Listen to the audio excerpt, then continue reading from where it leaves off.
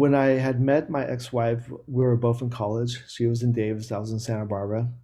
To give you this perspective how long we were together, we were like I met her in 1999.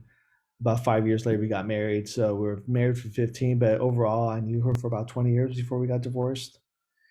And I remember those early years was her telling me like I'm not a dramatic person. And it came from a place when I was felt this need to kind of start some kind of conflict.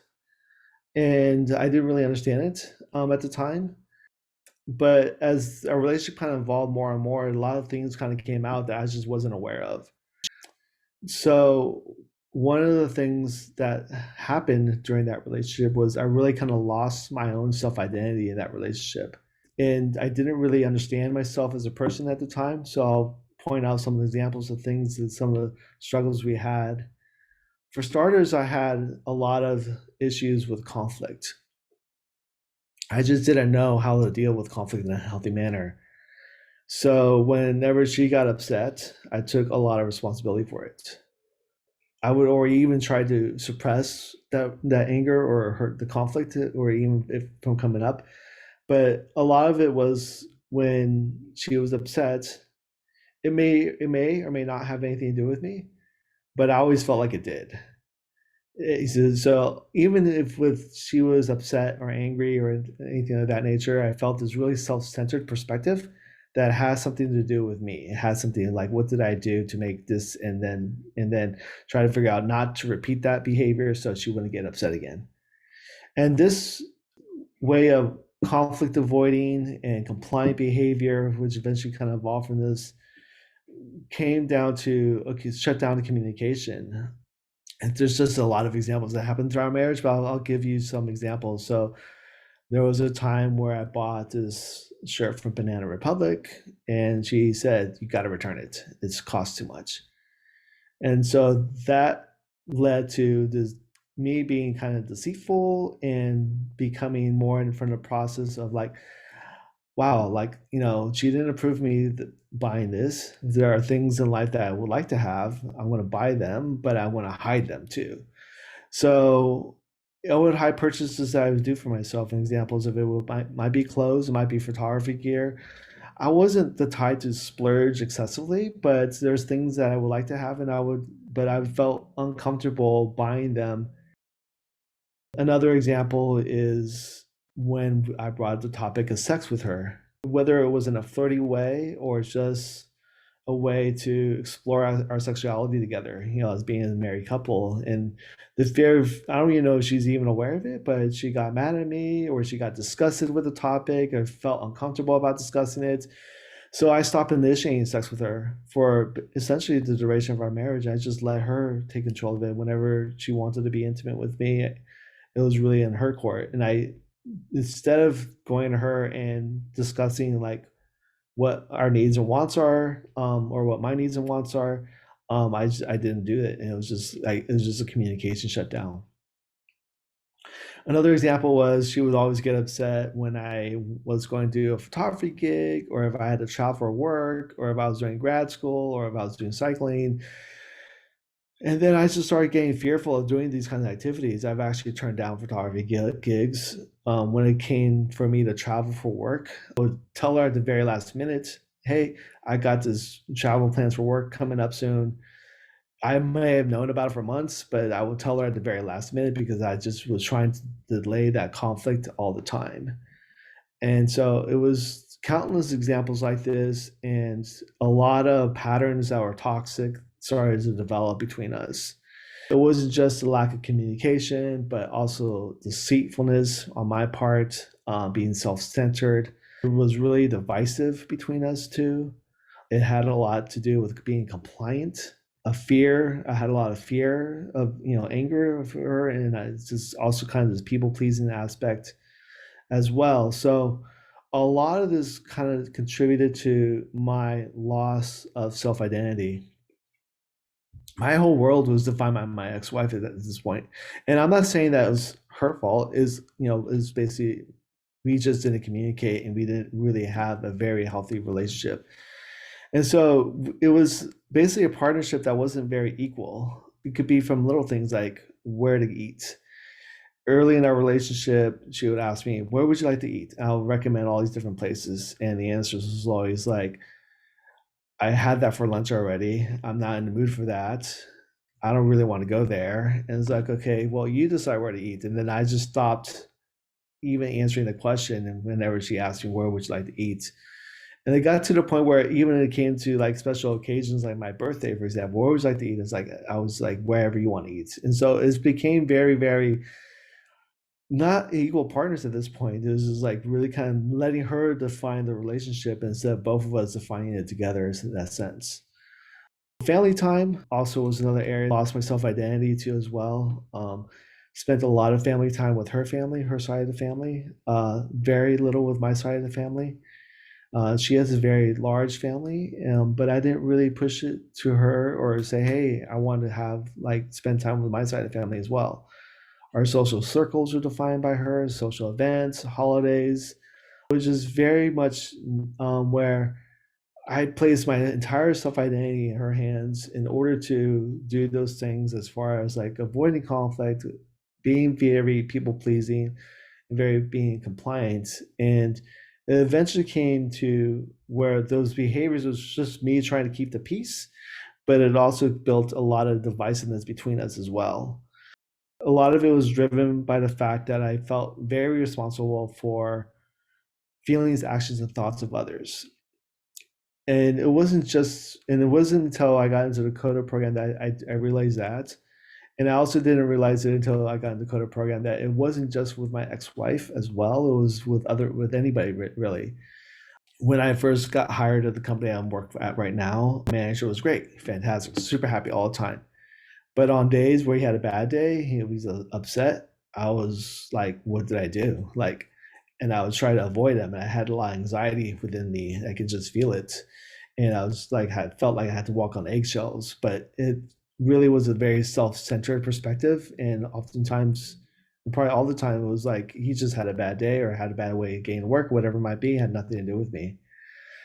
So my definition of happiness pre-CoDA was that happiness was external for me. If I can control the world outside of me, people, places, and things, like other people's feelings, things that I have or own, or that and or or seeing other people having these other things that I don't have and places.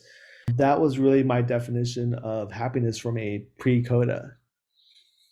And what I've realized being in the program was that I can't control things external to me. If I continue to try to control those things that are external to me, I'm never going to be happy. I'm never going to find happiness, and I'm always going to be searching for something that is elusive because there's things that are just out of my control. I can't control other people's feelings, actions, and thoughts, for example. And so I didn't know at the time, but I was like, trying to control the outside world, and I didn't know that I was doing that, and that I didn't know that instead I need to be looking for inward inside of me for happiness. And so that was kind of step one, is just being powerless over others, being powerless over people's places and things, being powerless over people's feelings, actions, and thoughts. And so what this eventually kind of led up to was, because I wasn't having a very good relationship with my ex-wife, and I had a lot of unhappiness because I was not really finding happiness within me. I started seeking for happiness elsewhere. And that's what really kind of started to lead to the breaking point between my relationship with my ex-wife and I. And I stepped outside of marriage and I had an affair. And the affair really kind of fulfilled many of my unspoken needs and wants. I mean, I've heard of like the five love languages, for example. Physical touch, being physically intimate with somebody. It wasn't just sex. It was just physically, being engaged with somebody that had a lot of encouraging words of affirmations for me. Someone that was willing to do things for me all the time, gifts, very thoughtful gifts, and having a lot of quality time. But what I also, through this process of having a relationship outside of my marriage, I didn't have that much capacity to support a relationship, because quickly after that, They ended up going through the divorce, and I was really grieving the entire loss. I was going through a lot of sadness, and I'll say that even today, like I'm still grieving. I'm still going through a lot of grief from that loss of a relationship of 20 years. I had a lot of anxiety too. I had a lot of anxiety about what does this mean for my kids. I had a lot of anxiety about what is this going to mean for my finances. I had a lot of anxiety about what it means for my future. And the most important thing that was really challenging for me from an emotional perspective was I was trying to understand why. Why did this all happen? I didn't have a clue or self awareness of my codependent behaviors. Quite honestly, I had not even heard by this point what the word codependent, never heard the word. And I was really kind of tumbling emotionally for about 6 months before I heard the word codependent. And my ex, the person I was having an affair with, I call her my ex girlfriend because we're not in a relationship anymore. We had cohabited for a few months. And I'm going through this grieving process, have this other relationship that I just started, cohabiting with her. And I repeated all of my same codependent behaviors all over again. I was self-centered, whenever she was upset, you know, most of the time had nothing to do with me. I felt it was my responsibility. I became compliant, or I always was compliant. I was just kind of extended it to another relationship. The people pleasing aspects came back again. I was always looking to, take care of her. She was a person that had a lot of instability in her own life too, as well. So I was trying to take care of her emotional needs as well, having that perspective of wanting to save her. But the end goal was I needed somebody to care for in order to feel love. And I didn't have the emotional stability for this relationship or capacity. And between the both of us, we were fighting. We'll make up, and then we repeat the entire process. And it just seemed that every single time the whole circle went back over again, this was on repeat. And the previous fight or the next fight that came up was worse than the previous one. And it just kept escalating over and over. And it's just like it was just a cycle. It'll start small, the next fight would be slightly bigger, more intense, and it just went to the cycle basically over and over and over again. And it became really bad, and the relationship ended very badly, where it ended up with a restraining order against her. My very next session is one of my therapists introduces to me for the very first time this word codependent, and I had never heard of this word before, and I had no idea what it was.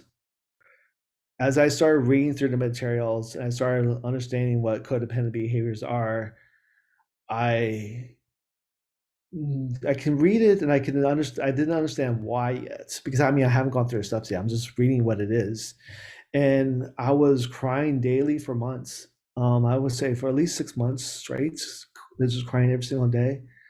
I was thankful for the pandemic from the perspective that I can work remotely because there was no way I can go into the office because I was, waking up every single day, really kind of beating myself up. Why did I know better? How could I have let this happen? And if I had known about all these things about me, none of this stuff would have happened, as far as like this divorce, this affair, and this whole tumultuous, period in my life. If I knew all these things, none of this would have happened. So I was really not being kind to myself. And I was also waking up every single day for months, not wanting to exist. Like I just don't want to exist anymore. And there was a very intense period during this last year in the summer where for about 2 weeks I was going through multiple panic attacks, and I was just sobbing uncontrollably, for 2 weeks and just facing multiple panic attacks, and it felt like an emotional death for me.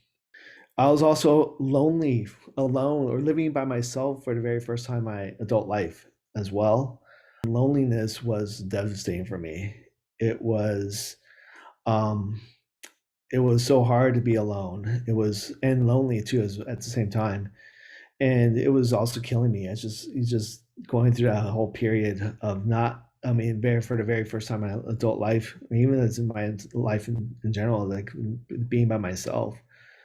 And I was afraid. I was afraid of the future. Was afraid for my kids. I was also having faced a lot of worry and regret about my past as well. And so here I come and I find my sponsor because during this time period in the summer last year, I was attending a lot of meetings. He mentions to me that everybody arrives at recovery at precisely the right moment. And my therapist had also told me at the time was like, people don't change unless something very dramatic happens in their life. For me, it's like I hit an emotional bottom and I had a choice to make. So I had three choices. The first choice I could do is I can suffer. I can continue, I could ignore or deny my codependent behaviors, maybe even play the victim. A secondary choice I could do is I can accept that the relationship has run its course, my marriage. Maybe not so much suffer from the end of the relationship, but it doesn't also, saying I'm going to accept that this relationship just ran its course and so be it. Every relationship has a beginning and end. That doesn't really have a dimension of self awareness. It doesn't really, you're not really growing from the experience. You're just saying it is what it is and you move on. The problem with that too is like you end up also just repeating all the same behaviors you did in the past, all the same patterns. And the third, using the whole experience as a catalyst for change. This event in my life became more of seeds of growth than anything else. And for redefining who I am as an individual. The affair doesn't define who I am basically, and I can use this opportunity to kind of grow from the experience. And so I started through the program, started exploring my childhood experience as an understanding of why. I knew that I had a lot of issues. I just didn't understand why. And understanding my whole childhood experience really kind of help drive for resolution. So as a child growing up, I have one younger brother. He's about a couple years younger than I. Him and I were both physically and verbally abused from our parents. And my younger brother would oftentimes my one of my friends from childhood friend, he told me last year is like, yeah, your brother, he really kind of saw you as a parent figure. So my not only was my our parents physically abusive to myself and my brother, my younger brother was also seeing me as a father figure in that sense too, because I think he was also trying to figure out how to navigate through life, finding love from his parents, but always continuously being denied of that from his parents. So he was looking for me, as a parent figure. And it's this whole of verbal abuse and physical abuse that happened between my parents. My parents they just were raging all the time between themselves and also with me, myself, my brother as well. And it really kind of peaked when my brother was 10, when my father had physically abused my brother. My brother was doing something that boys do. He was messing around. He probably broke something, and my father just exploded. And my mom ends up calling the police. And my brother and I were taken away that day by Child Protective Services. The cops were involved. Child Protective Services came by and they took my brother and I to first placed into a juvenile center at first. They had a conversation with me saying that my younger brother is too young to be there, so he needs to move to a foster home, but I could stay there if I wanted to. I told them keep us together, just because I didn't think it was a good idea to separate us, so they did that. But this physical and verbal abuse that came about through childhood, it's what I soon realized was that I developed a lot of coping skills to survive childhood. These coping skills of being compliant, conflict avoidant, being very invisible, being very like unseen as a child, and oftentimes as an adult, I also feel unseen too as well. I was just trying to also play the role of a saint sometimes too. It's like, it's like I didn't really do anything wrong.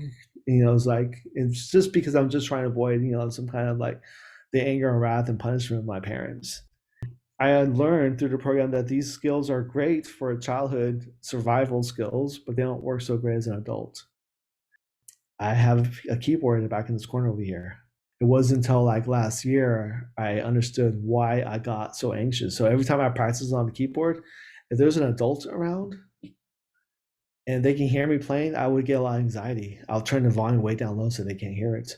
And the reason why was because as a child, when I played musical instruments, my father was always making fun of me. And so as an adult, I would get a lot of anxiety. The very first time I admitted I had an affair on a public forum like this, it was like a 2 or 3 minute share. I immediately felt like I was going to get, berated by somebody on a call. But having these kind of meetings, like there's no crosstalk, so there's nothing of that happened. But I was really afraid. A part of the program was releasing my resentment, and I learned that through a lot of self-reflection, I learned that my parents really did the best they could. They didn't have a lot of tools, on how to parent. There's no guidebook, and they didn't have the best when they were growing up. They didn't have the best experience as well. They didn't know any better. So I released a lot of my resentments because I just recognized that they really was doing the best they could. They just didn't have the self awareness of being better. And so I want to go into this other section about why CoDA really works for me, the different dimensions of CoDA in the program. First started with meetings. I really enjoy the meetings because I think they really help role model healthy behaviors. I love the thing about safety stakes guidelines as an example. When we have our 2 or 3 minute shares, there's no crosstalk and things of that nature. Listening skills, being very present and listening to other people have a share as well. The healthy meeting formats are things that I can also apply, not outside of CoDA too. I actually apply a lot of the healthy meeting formats in other places in life as well. I have an entire workshop that I'll be presenting tomorrow about healthy meetings in the workplace and also healthy meetings with families and things of that nature. Validation. With meetings, there's validation. I could share my experience, faith, and hope with somebody else, and they can understand. I can also see myself in others too. So when I meet people in the program and I see their behaviors, I can relate because I can see myself in them as well. The next thing that what's really works well for me with CoDA is the steps. The steps themselves really kind of cements the learning. It's not enough to just read the material. In order to solidify the program, you really have to have hands-on experience. And there's a saying that I came across recently that I really like a lot that says, knowledge without experience is non-transformational. If you acquire all this knowledge but you don't practice it, is not gonna transform you. So with knowledge by itself is not enough. Knowledge without experience is going to be non-transformational. So the steps really kind of gives me that opportunity to not just read the material and have this knowledge, but also allows me to have that hands-on experience as well. Getting a sponsor in the program is like, that's another great thing too that I really enjoyed is throughout life I felt bad about asking for help all the time. But in a program, it's a must. You have to ask for help. Getting a personal coach, with someone who's walked the path is great. And then service work. I like to say that esteemable acts of service helps build self-esteem. And on top of that, it also helps solidify and cements the learnings too. So, when I have business meetings with with these when I do access servers and we have a business meeting to kind of discuss about our, what are the needs and wants of our program, for whether it might be like, how do we do funding or how do we do this, it kind of helps solidify the practices within CoDA, for having like healthy meetings. So some of the changes that I've identified since being in CoDA, I have better communication with my kids. I'm not just physically present now. I'm very emotionally present. We have family council nights. We meet weekly. Better boundaries at work. I used to work about 24/7. I was constantly being online all the time. People will tell me like, "You're always online. Do you ever sleep?" Well, now when it hits like 5 or 6 p.m. in the evening, I shut down my laptop and I don't respond to any more messages after that. I work for a global company, so if I wanted to work 24/7, I could. But I put strong boundaries around like when I'm working, when I'm not. Um, I'm also very, I'm also way less controlling in the workplace as well. I used to come from a place of scarcity all the time or fear. So I was always trying to land grab all the different projects that are out there. But what I end up doing since I've been in CoDA, is I actually give away a lot of my projects now. And when I give away projects, what that results in, it makes room and time for better projects that have more visibility. I stopped saving people at work. I was always fearful that projects were going to fall apart. So I start saving people and start working for them, doing their own tasks. Now I let them own their own task. I let them control their own projects. And if it fails, it's really their responsibility. I feel less anxious now about the future. I really let my higher power, I let him, whenever I have anxiety about the future, I just give it away. And so I'll let my higher power deal with it. He wants the best for me. He's looking out for me. Also, that's another thing that really the program's really kind of helped me guide is like, letting go of things I can't control. And when I can't control something, just put the trust in higher power and let higher power take care of me. Non-negotiables, I didn't have any idea what non-negotiables were before the program. Now I do. Improving my healthy communication skills, not being responsible for other people's feelings, actions, thoughts, separating my own feelings from other people's feelings, separate other people's feelings from my own, and just learning how to say no when it's appropriate, whether it's in a workplace or with friends or family.